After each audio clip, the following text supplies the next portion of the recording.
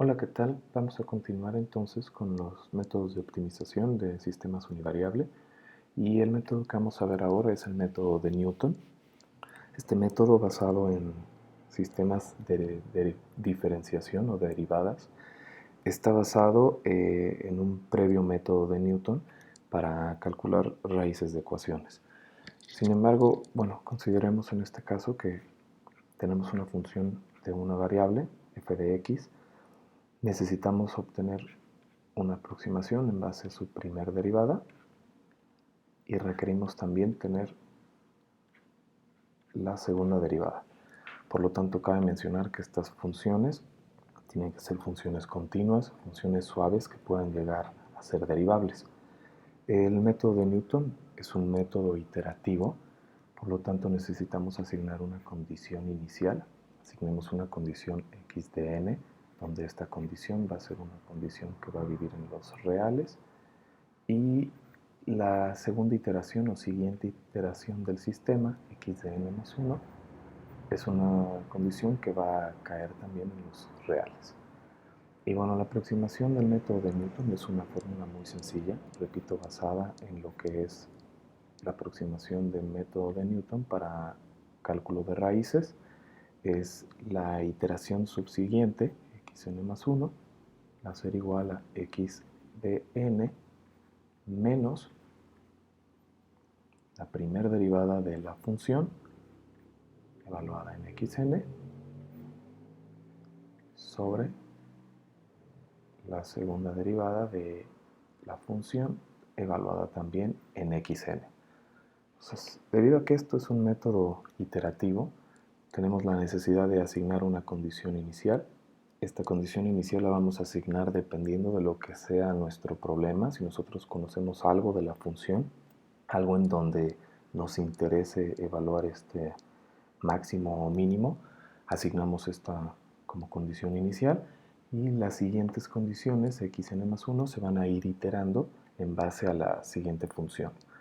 Cuando sabemos que el proceso termina o que llegamos ya a la aproximación, en el momento que la primera derivada de la función evaluada en xn se aproxime mucho o llegue a ser cero, esto nos dice que hemos llegado ya al punto de nuestro máximo o mínimo. Para saber eso necesitaríamos sustituir el valor de xn directamente en la función y ese sería el valor máximo que pudiera tomar la función como tal. Entonces vamos a hacer un ejemplo muy sencillo. Consideremos una función cuadrática. En este caso una función menos 5x cuadrada más 3x menos 2. Y bueno, vamos a considerar un x inicial, x de 0, igual a 0, por simplicidad. Realmente aquí la asignación de la condición inicial depende de lo que queramos conocer del problema. Si nosotros sabemos que es un sistema en el cual puede empezar en valores negativos, podemos asignar cualquier valor o condición negativa. Si sabemos que es un sistema que no puede tomar valores negativos o viceversa, empezamos en donde sea necesario. Ahora, bueno, a partir de x0 necesitamos nosotros de manera analítica calcular las derivadas de esta función. Entonces, bueno, calculemos la primera derivada, que en este caso sería menos 10 de x más 3. Necesitamos obtener segunda derivada de la función, que en este caso es únicamente menos 10. Y bueno, vamos a empezar entonces con el proceso de iteración. La primera iteración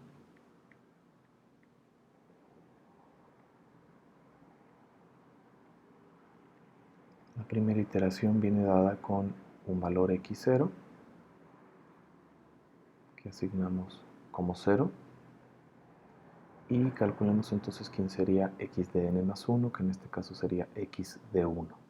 Hacemos la siguiente evaluación, sustituimos en la fórmula de Newton Vamos para visualizarla de nuevo, sustituimos en la fórmula, que es x de la condición anterior menos la de primera derivada evaluada en la condición anterior, dividido entre la segunda derivada en la condición anterior. Entonces, bueno, sustituimos x1 igual a 0 menos f' de 0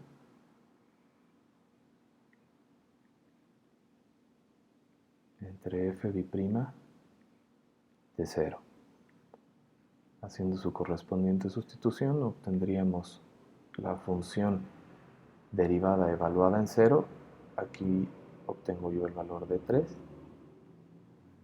dividido entre la segunda derivada evaluada en 0. La segunda derivada es una constante, no importa qué valor asignemos a ella, siempre va a valer el término constante menos 10. Por lo tanto, ley de signos aplicada aquí, obtenemos que la siguiente condición es 3 décimos. Ahora, bueno, habiendo terminado este proceso,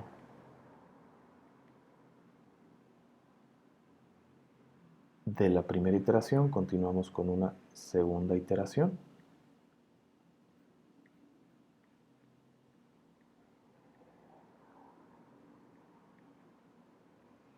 Y bueno, en la segunda iteración nosotros tenemos ya x1, que en este caso es 3 décimos. Calculemos quién sería x de n más 1, en este caso x de 2.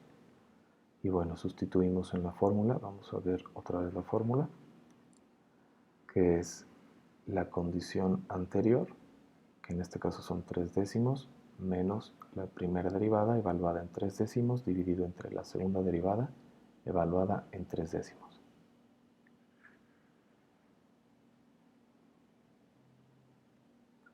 Entonces, 3 décimos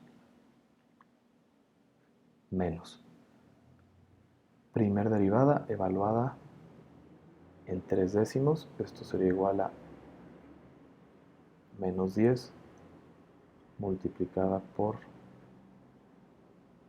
3 décimos más 3.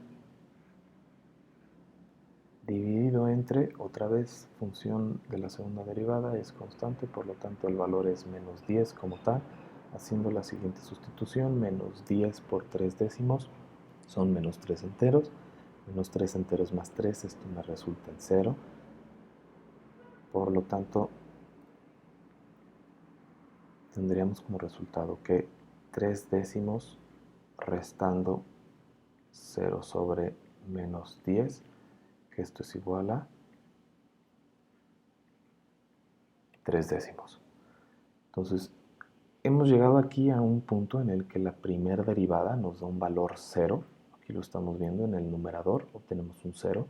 Quiere decir que de aquí, si nosotros proseguimos con una siguiente iteración, consideramos que x2 toma exactamente el mismo valor de x1, este podría ser un buen índice de terminar la iteración. Quiere decir que debido a la aproximación de la derivada, que es muy precisa, nosotros llegamos a obtener aquí en únicamente 2 iteraciones la solución. Por lo tanto, x1, o bueno, en este caso, la condición en x2, 3 décimos, nos indica que ahí se encuentra nuestro valor máximo o mínimo, dependiendo de lo que estemos evaluando.